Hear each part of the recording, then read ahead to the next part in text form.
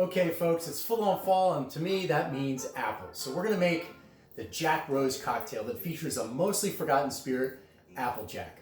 Now, Applejack and apple cider were incredibly popular during the colonial times, and the name Applejack actually comes from a process of making the spirit through freeze distillation or jacking, right? So hard cider was set out in the dead of winter to freeze, and then the ice would be removed, leaving behind the higher concentration of alcohol, which of course didn't freeze. It's not made that way today. It leaves behind too many dangerous impurities through that method, and that's probably why it was called Jersey Lightning. But here for my Jack Rose cocktail, I'm going to use the oldest spirit producer in the U.S., Laird's of Scobeyville, New Jersey, to whom George Washington actually consulted when he was establishing his distilleries. Now, the Jack Rose, did it get its name from a famous gangster, from a French flower? Is it a simple portmanteau of Applejack and the rose from the grenadine?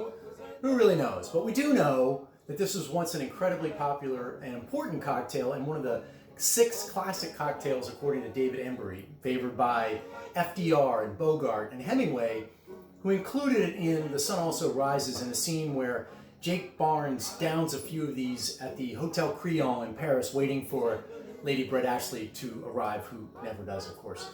But it's a splendid little cocktail, and it's incredibly easy to make, and it's a little different than whiskey-based or others.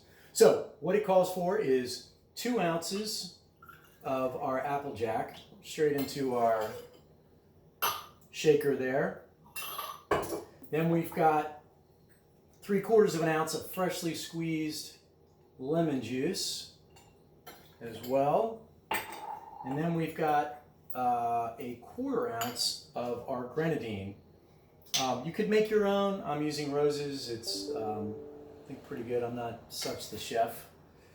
So you pop that all in there. Classic 3-ingredient cocktail.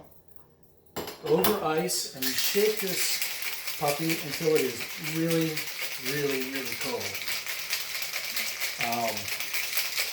In the interest of time, I'll probably do this another 30 seconds, but in the interest of time, I'm going to go ahead and pour it on out.